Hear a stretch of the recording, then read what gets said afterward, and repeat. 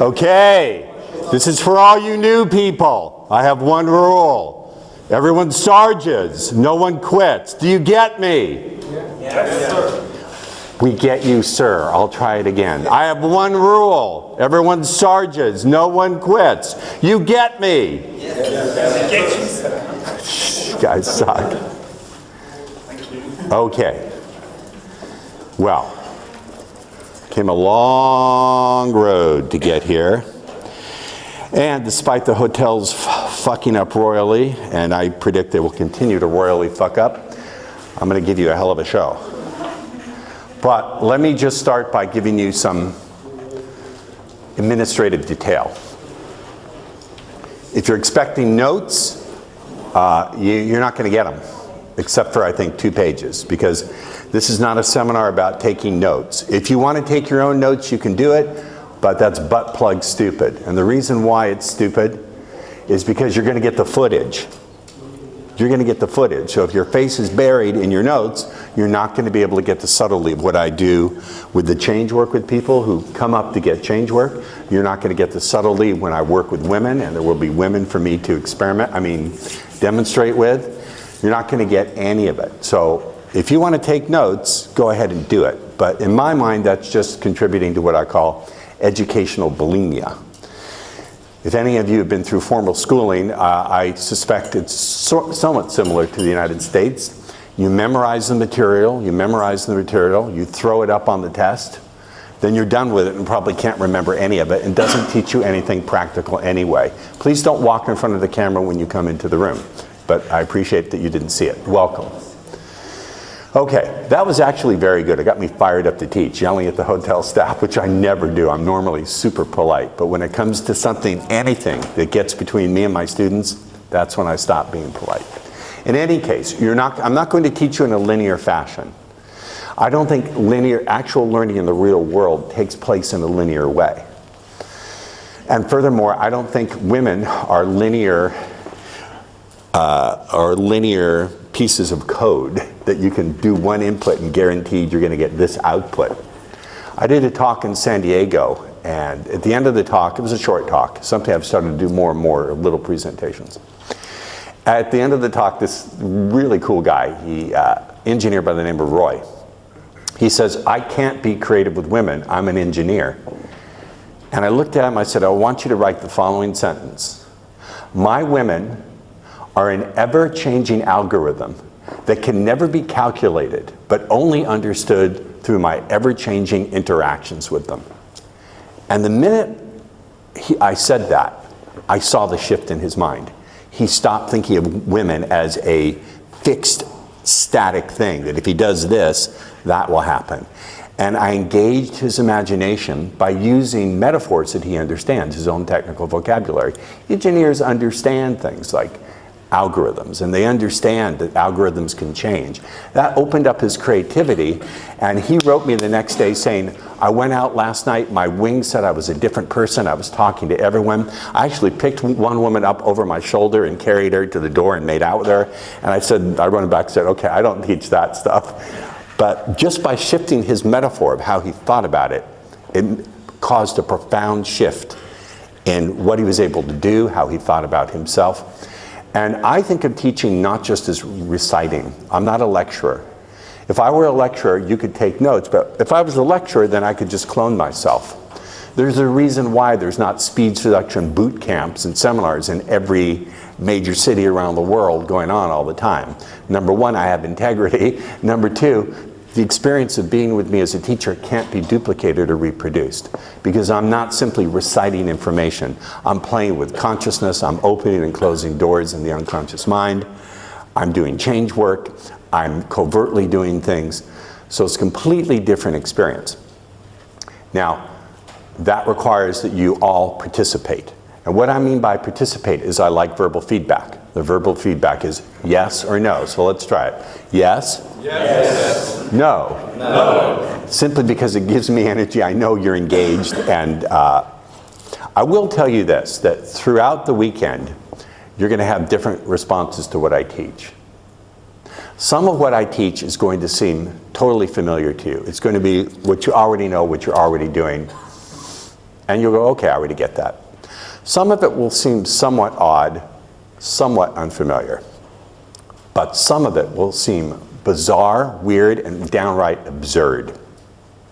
It's the bizarre, weird, and downright absurd stuff that I challenge you to pay the most attention to and feel the most drawn by. Because it's that which stands so radically far from the way you're used to thinking, acting, feeling, and responding that has the potential, and listen to what I'm saying, the potential to give you results that are so profoundly different than what you're used to enjoying and getting and having. Does that make sense? Yes. Because, listen to what I said, I'm a very precise teacher. I said it has the potential. I didn't say guaranteed. It could just be bizarre bullshit, which implies that you need to bring your skepticism. I encourage skeptical questions. The best skeptical questions of the weekend will get a free, now I don't want to say free lunch because I don't want to see you people on my break, but you'll get something free that's really nice. I mean it. I want skeptical questions. I want to know that your minds are engaged and active. I encourage questions. If you're not asking questions, then you belong in someone else's seminar. If you're not asking questions, it means you're not thinking, you're stupid, and I don't want you to get laid. My students are smart, they ask questions. If you're not asking questions, I'm not doing my job. My job is to overwhelm you, to confuse you, to frustrate you. Someone asked about teaching, and they actually asked, what's the most fun part? I said, the most fun part is the most difficult part. Teaching guys what to do to pull women is relatively trivial. It's relatively easy. Notice what I said, relatively. The difficult part, the challenging part, the fun part of the work is getting down into people's deeply held beliefs, their rigid, stuck ways of thinking and feeling and acting that are so carbonized that they don't even know that they're responding. Like, you know, you go to the doctor, this is how most people are walking through the world. And particularly in an area of life that's deeply emotionally challenging and has been very difficult and frankly quite complex in some ways. So in that sense, what we need to do is not just give you a different playbook. I could give you a different set of things to do and say to women, and I will, but that by itself isn't enough. Just giving you the playbook presumes that you're coming into this with a clean slate, that this is not an area of life where you have a lot of constantly dwelling on mistakes, I hate the word negative, but painful thinking, mistaken beliefs, all sorts of what I call operating system errors, which I'll point out this weekend and fix, and teach you to fix.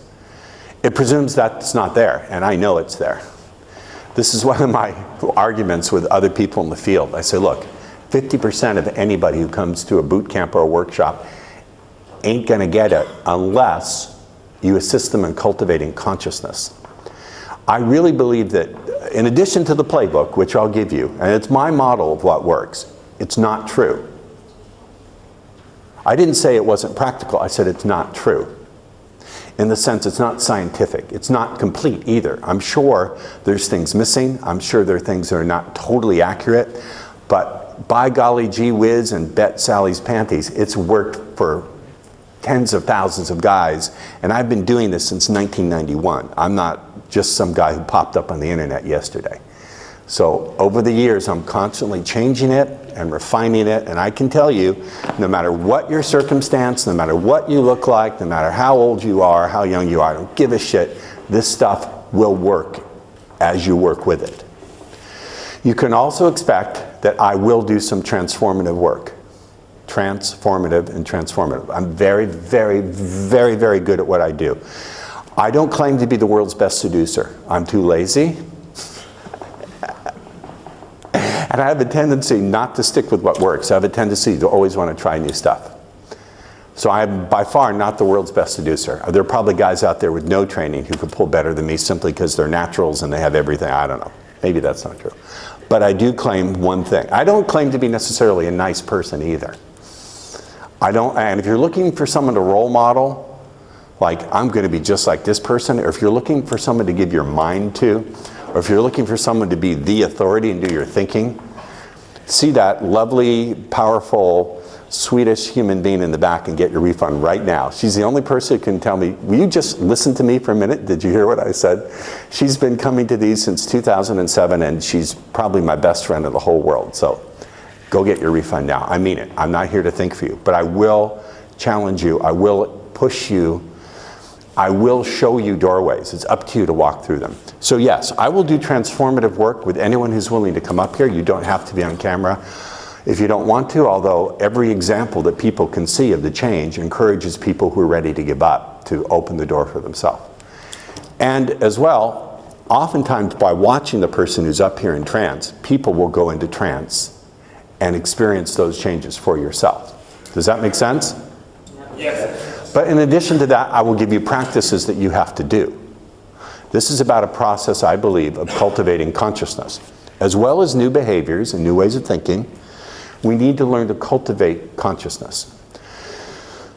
If you're going to plant a tree, you don't just get the seed. You have to do things with the soil. You have to prepare it, you have to water it, you have to make sure it's got the right minerals, you have to get some horse shit in there, you have to dung it about, and then you have to watch it. So I will teach you practices. It's up to you. I can't sit over you and make you do the practices. But if you do them, then you're going to be coming to this from a much different place. There was a famous dude, a Greek guy. Anyone here from Greece? No Greeks here? There was a famous Greek guy who is known for saying the following. He said, "Give me a platform upon which to stand and a lever, and I can move the world." You know who that guy was? Can anyone name him? Archimedes. Say again? Archimedes, that's right. Archimedes elucidated, discovered the principle of displacement. He figured out why objects float in water. Well, the place upon which to stand is the type of consciousness you cultivate. And the lever is going to be all the other things, the language patterns tool. Mom, dear, can I have a napkin or a piece of paper? My allergies are going bananas here. Does this make sense so far? Yes. You're all sitting there like, has anyone here studied with me before?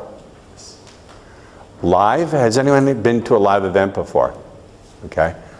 Does anyone have any of my recorded materials? And for whom is this, you're popping your cherry? This is your first actual introduction to my work, is coming to this live event this weekend. Applaud yourselves. Anyone here from, I know we have people from Germany. Anyone here from anywhere else around the globe? Where are you from, sir? France. France? That's right. You were there at my French event, right? You saw me kiss the 17-year-old girl. Jesus Christ almighty. I didn't know. I swear, Mom. She's dead, my mom. I swear, Mom, I thought she was 20. Oh, yeah. I'm 54, going to be 55. I thought she was 20. Yeah. Right. Sure. Where else are you from? Who else here is from? Yes. From Estonia. Estonia. Tallinn. One day, oh boy.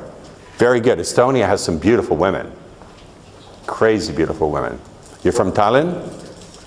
That's right across the Baltic from her homeland. I know you don't want to be on camera, so good, but thank you, love. Anyone else from out of town? Slovenia. Slovenia. Very good. Oh yes, I know you. You always, do you ever get it, or are you just going to keep coming back? I get tired of seeing you. Bring me a hot girlfriend of yours to play with. Yes. From Switzerland. Die Schweiz. Sprechen Sie Deutsch? Yes. Sehr gut. Ich spreche Deutsch ein bisschen auch. Anyone else? Portugal. Montreal? Canada? Portugal. Portugal, yes. Spain. España? Barcelona. Barcelona. Wait, were you at my Barcelona talk?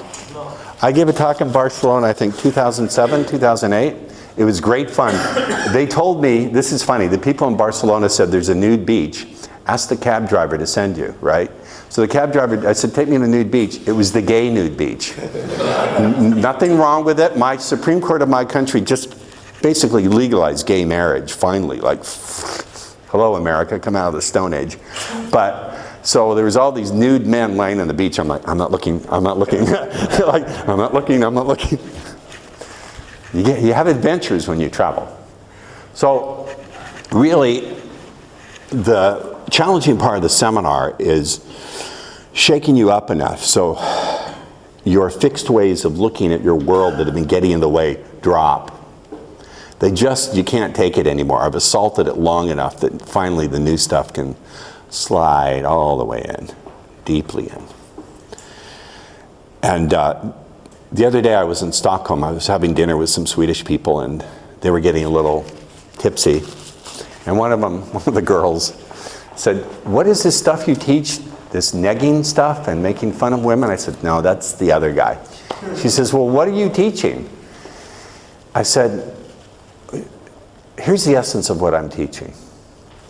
The essence of what I'm teaching is first and foremost that is a different orientation. It's beginning to look not for things, but for processes." I'll give you an example.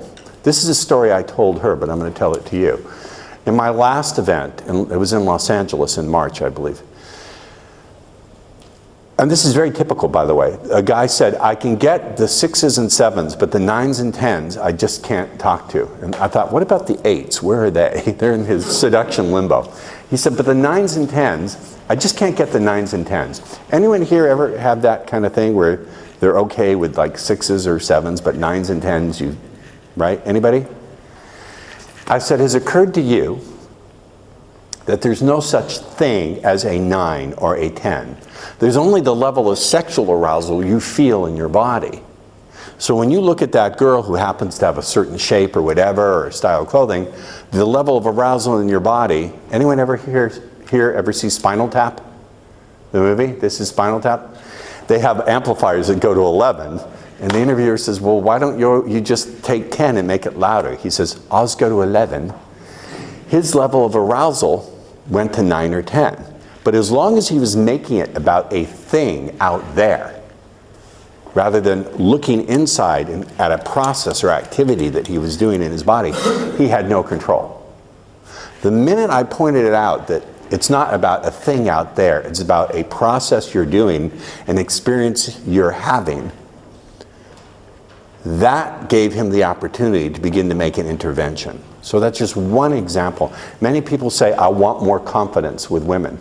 I say, "Okay, come here." And I say, "Let me drill a hole in your head, we'll pour some more in." Meaning that it's not a thing.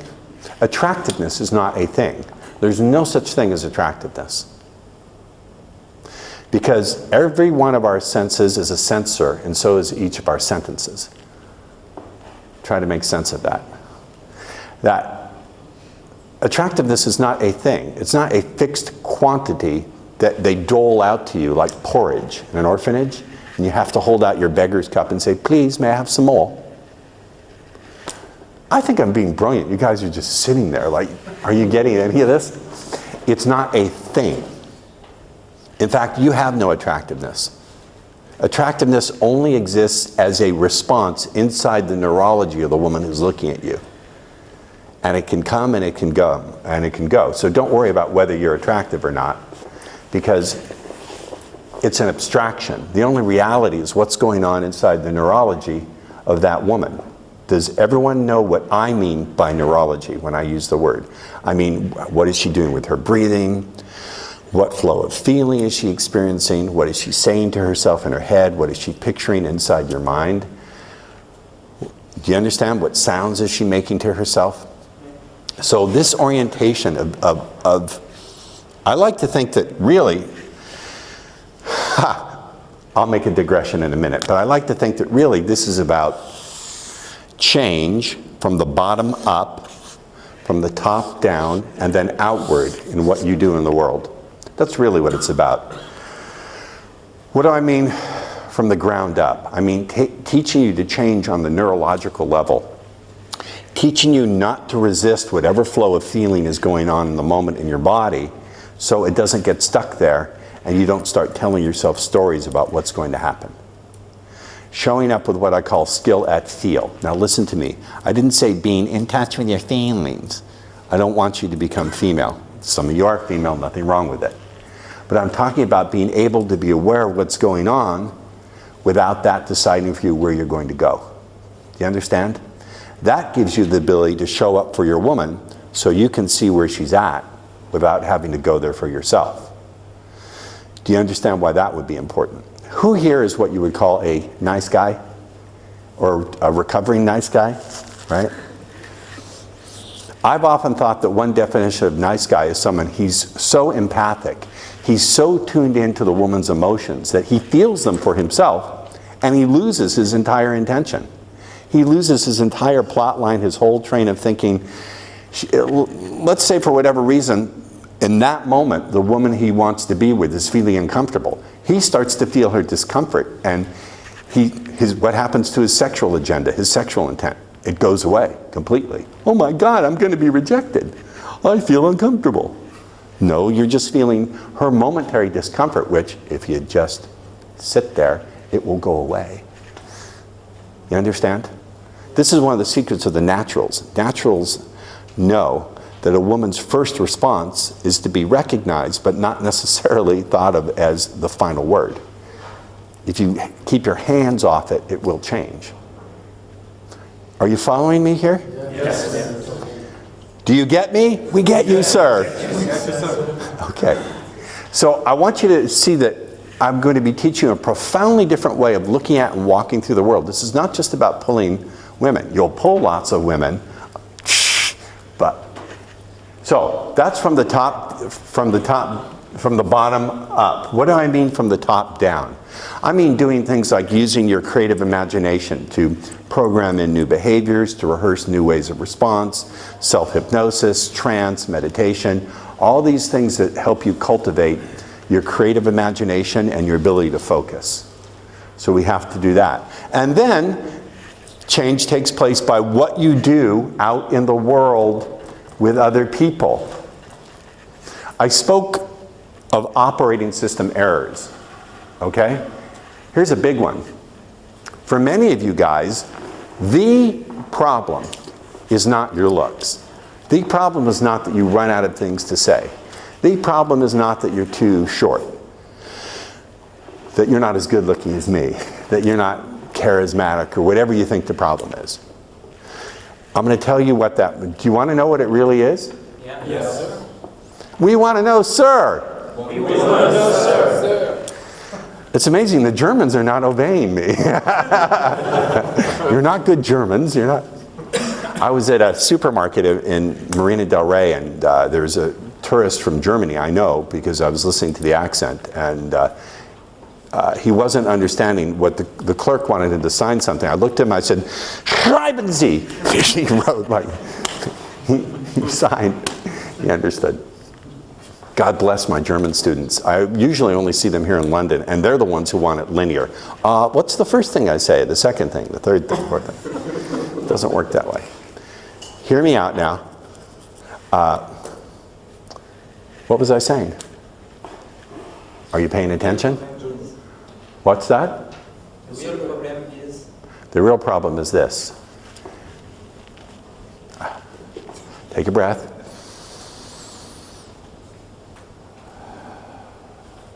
The real problem is this, and as soon as I say it, I'm going to begin to establish authority in your world.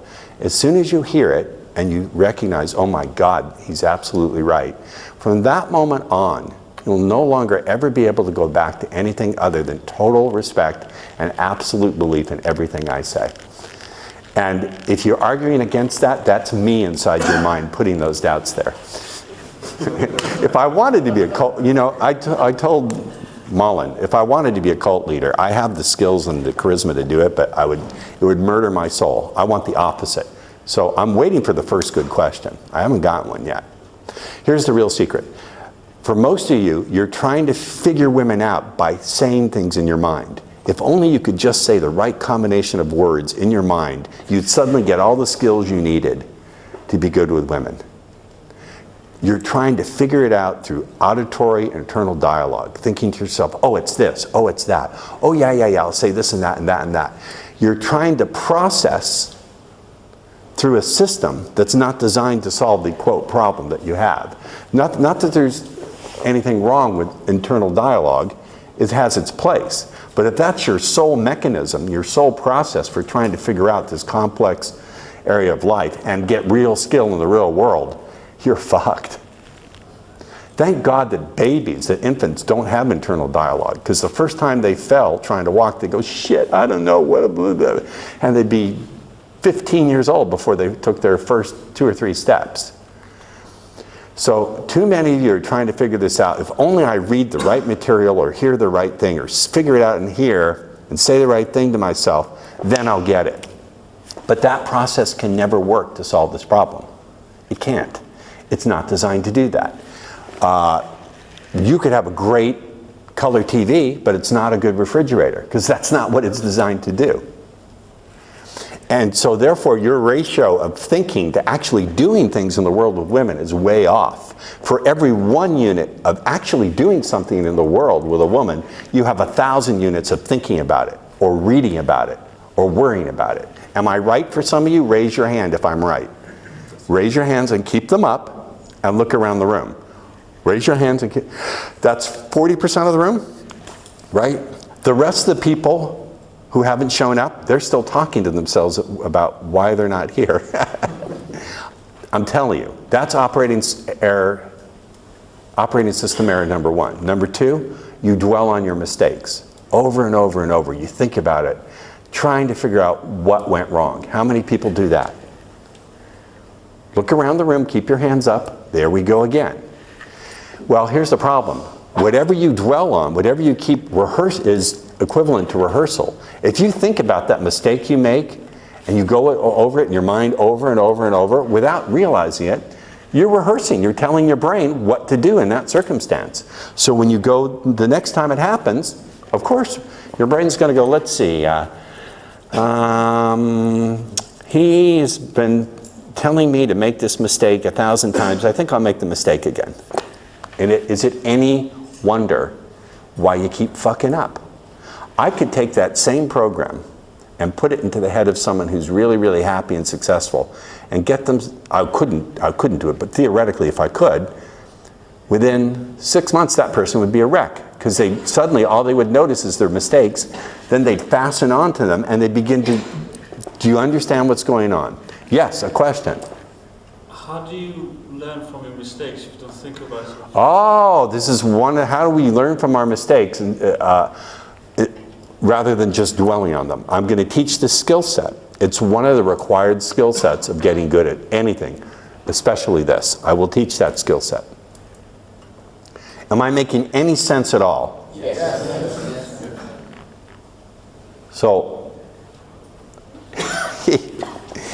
So teaching you, pointing out these operating system errors is vitally important, because we want you out in the world doing things with women. And then we want to give you a really good practice for reviewing what you did from the right state of mind. Listen to what I just said. We want to give you a what? I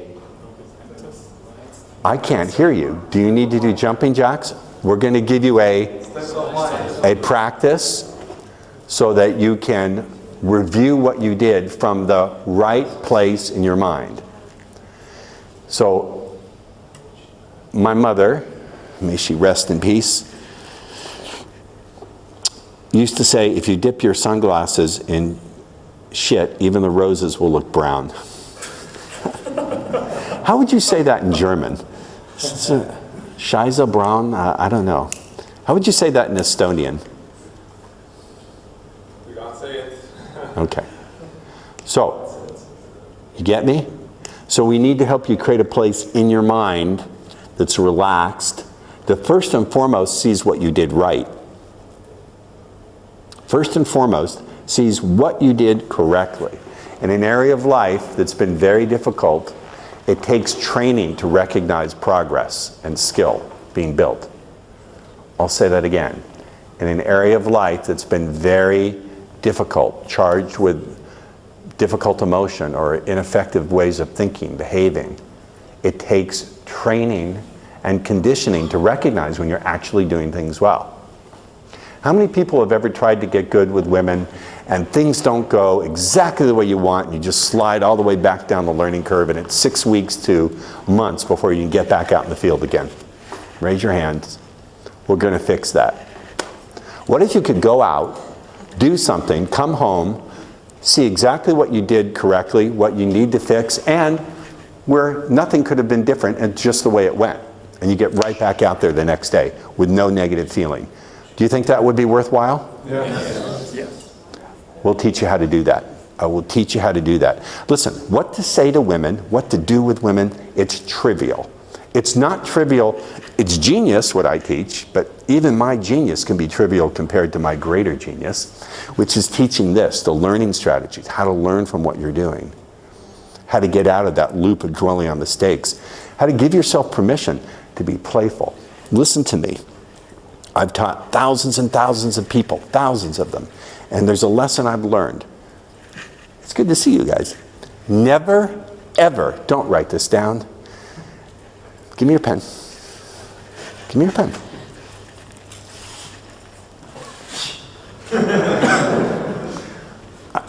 Did you not hear that you're going to get the footage?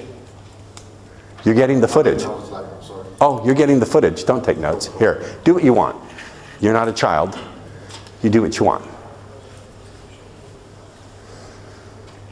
Where was I? Do you remember? What was I saying? Or were you thinking, I'm not getting it? I just forgot. Oh, okay. Who else was in their head and not paying attention to me? What was I saying? I have a question. Can I? Well, what was I saying? I want to know who's paying attention. What was I saying? You were talking about all the geniuses you have. That's right. The German got it. The German got it. The German got it. What was your question? Yes. First of all, I'd like to say that at the moment I'm working like as a hypnotherapist. Are you? Yes. I used to be an engineer. Sleep. That's right. I used to be an engineer, and your materials changed my life personally. Hallelujah, brother. Praise. Praise Jesus. Actually, I became in love with this stuff, and I became a hypnotherapist. So I am actually working with people at the moment. Very good. Clinically. Good. And the question I have is this. I can improve your clinical hypnotherapy. I'll give you a hint. I'm not joking. I'll give you something that works quite well. But go ahead. But the question I have is this. Actually, what you're saying makes total sense. Could it be that some people have more tendency to slide into an internal focus and be more intense on the internal dialogue? Like if they were a trance machine that goes... His question is, could it be that some people are more prone to sliding into internal dialogue? My students, people in this area of life who are having a problem tend to be more prone to it because it is the major problem of problems. Listen, never underestimate the power of the absurd, particularly if you're a, quote, therapist or do change work with anybody. Anyone do change work? Listen to me, hear me. Never underestimate the power of the absurd and the ridiculous to break the back of even the most stubborn and difficult problem. I try out the stuff I tell my students to do, and so one day I figured I'm going to try the most bizarre approach possible. So I was walking along the beach, walked up to this beautiful young woman out there sunning herself in her dental floss bikini, and I said, excuse me, I'm testing my ability to handle feelings of horrible shame and incredible humiliation. So in 15 seconds, would you please either coldly ignore me or brutally verbally assault me? And she busted out laughing. I said, ready, go. And she said, you're really funny, what's your name? I said, no. I said, this is an epic failure, epic fail. We're going to try again. Wait for it, 15 seconds. She said, I'm not going to be mean to you, you're really funny, what's your name? Sit down. And I said, no, you're ruining the whole thing. But here's the thing. I've been in situations where momentarily I felt some embarrassment or some shame. All I did was tune into the feeling and notice the moment it disappeared. And then I would say to myself, gone. If you're willing to undergo some embarrassment, shame, humiliation, I mean literally just feel what it feels like without keeping your hands off it. Don't touch it, don't talk about it. You'll notice that sooner or later, if you don't talk about it, if you just feel the raw feeling, it'll disappear, just like every other feeling. Anyone ever been angry today? Or in the last week? In the moment you were there, it felt like reality, but it disappeared. Everything will disappear if you pay attention to it in the right way. I remember I was at a meditation retreat with the first one I ever went to with my teacher Shinzen Young, who, in my eyes, is the greatest teacher and the most brilliant human being I've ever met. And it's a silent meditation retreat. You can't talk. Can you imagine me not talking for 7 days? The first 2 days were hell. The third day, but after that, actually became nice. So I'm outside the Zendo, the meditation hall, and I brought a stretching belt, you know, just to do some stretches, and it's got a little metal tip. I was twirling it around, and the metal tip hit the tip of my finger at, like, I don't know, however fast I watched the camera. How you doing, Lawrence? It was whirling around super fast, hit the tip of my finger, and it hurt like a motherfucker. But I couldn't yell. I'm right outside the Zendo. So I thought, okay, let's do what he teaches. Where does it hurt the most? And how far does the pain radiate? Just stay with it, stay with it. Gone. And it vanishes. So even the most difficult feelings, if you pay attention to them in the right way, will go away. So the point of that story is I was willing to do something absurd. And furthermore, if you can let yourself have these experiences and not need to, listen to what I'm saying, not need to control the outcome, paradoxically, you'll find that the outcomes no longer are something that control you. I'll say it again. If you can have these kind of experiences of feeling uncomfortable or ashamed or embarrassed and not need to control the outcome, paradoxically, the outcome will no longer control you. And you'll find a freedom in that. See, I want you to have a different kind of confidence than the alpha male ridiculousness. To me, the kind of confidence I would like you guys to have is simply being able to show up grounded in your feet, being present with whatever is going on, and not letting that decide what you're going to do. I believe it's possible. My absurd claim, my really ridiculous claim is I believe it's possible to show up and be attracted to women before you have any social skills at all. Listen to what I said. Did I say that you need social skills? Did I say that they're not important? I didn't say they're not important either. I said there's a way of showing up attractive because you don't need a guarantee in the world. You don't need the guarantee from the other person that they're going to like you or respond in any particular way at all before you talk to them. Oh, by the way, notice I didn't say the word approach. I hate those words. Walk up. Ross, I have a problem with walk-ups. Take the elevator. It's a bad metaphor. The metaphors you use will open or close doorways in how you think and what you're able to perceive and how you're able to respond. Is any of this making sense to any of you? Yes. Someone, I get messaged all the time on Facebook. I like to fuck with people.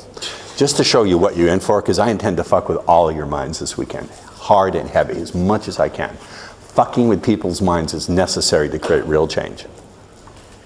Yeah. You really have to fuck with people's minds. So I'm sitting there minding my own business. Some guy messages me on Facebook, is this the real Ross Jeffries? I thought, I'm going to play with this boy. I typed, no, this is a fake account. Ross was killed in a tragic accident while on safari in the Congo 3 years ago. I swear. I said he was kicked to death by a zebra. It's very sad, but before he died, he authorized me to carry on with his work as his most creative and talented student, so don't tell anyone. I'm not making this up. He wrote back, thanks. Just wanted to know. So before I blocked him, I took a screenshot of that chat window and posted it on my Facebook wall. I went, ha ha ha, what an idiot. And then right afterwards I said, I just want to respond to these rumors that I'm dead and that I was killed in a tragic accident in the Congo after I was kicked in the head by a zebra. In fact, I am still alive, but unfortunately, the kick by the zebra did damage my cognitive functioning, so everything I've taught in the last 3 years is wrong. And therefore, all of you who got results from it, ignore those results, they don't exist. Thank you very much, RJ. And then I couldn't stop. I went on, the next one I went, oh, by the way, the cognitive impairment means I can't really tell what's right or wrong, so for all I know, everything I taught does work and your results do exist. Figure it out for yourself. My point being that, yes, I see you back there. Hold on.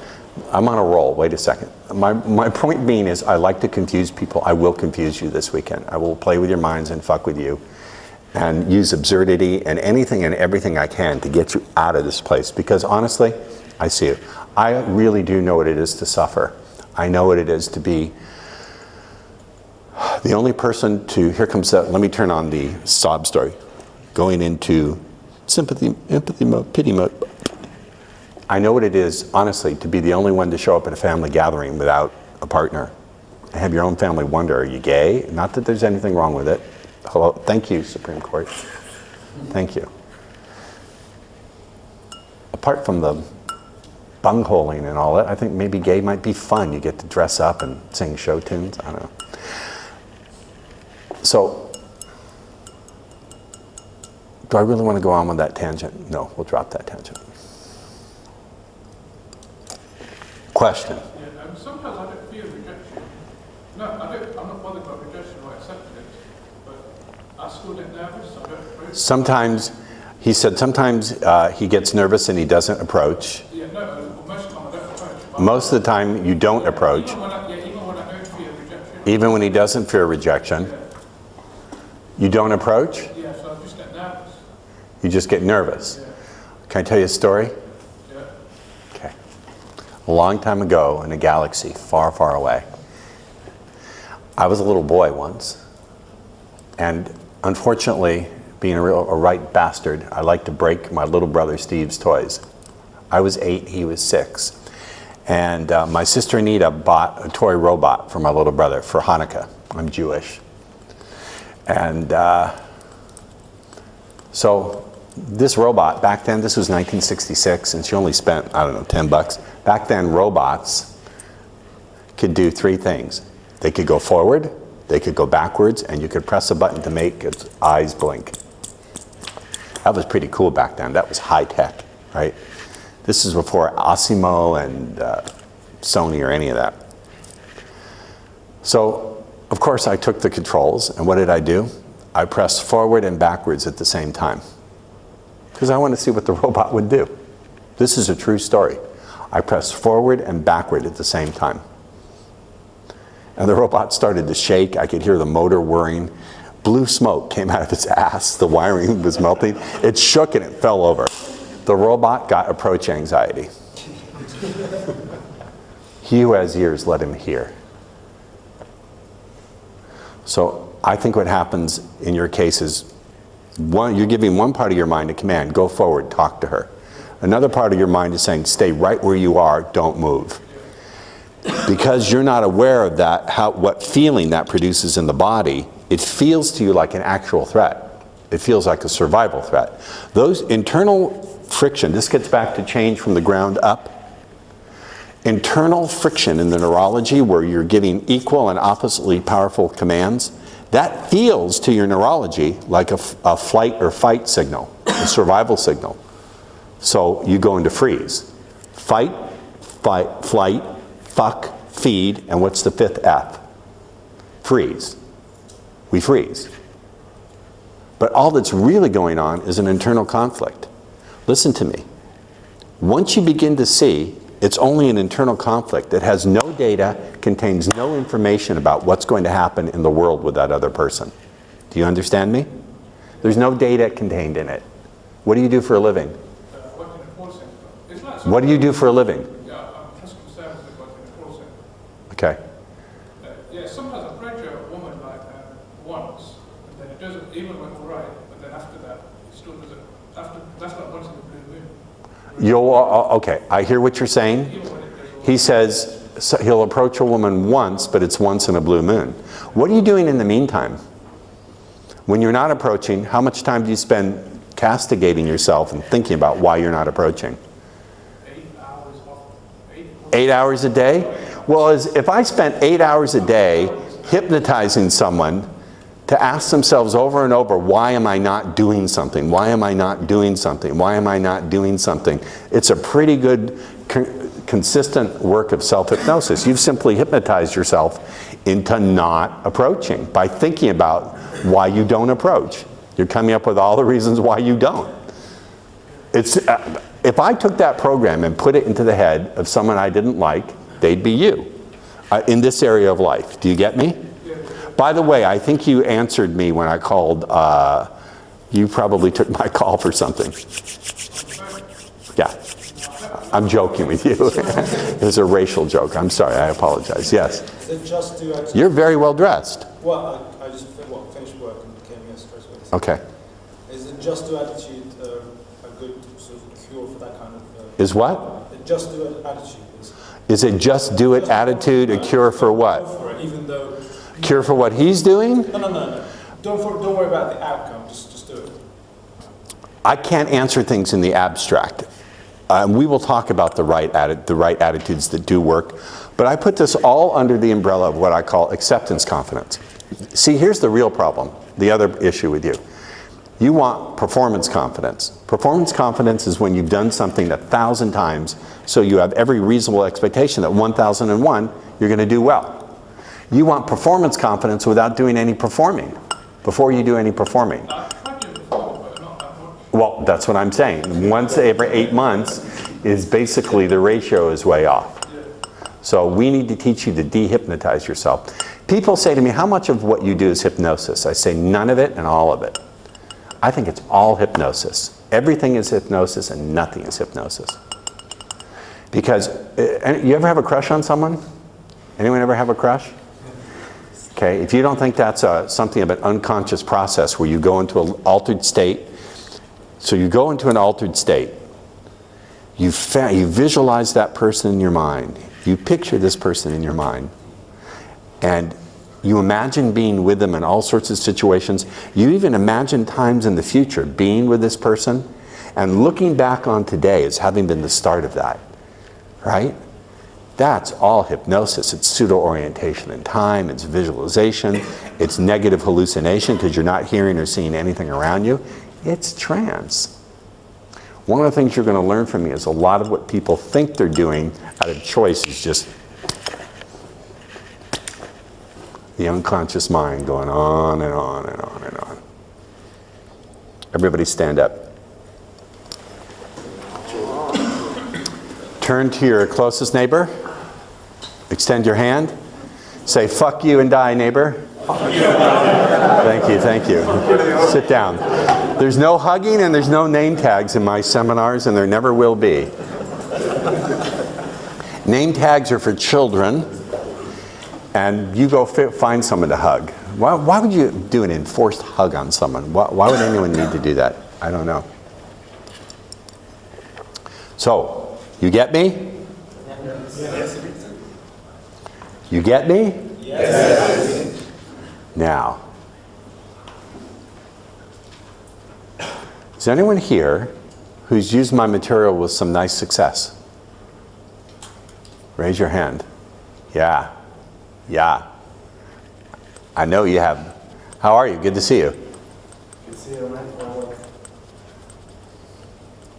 man.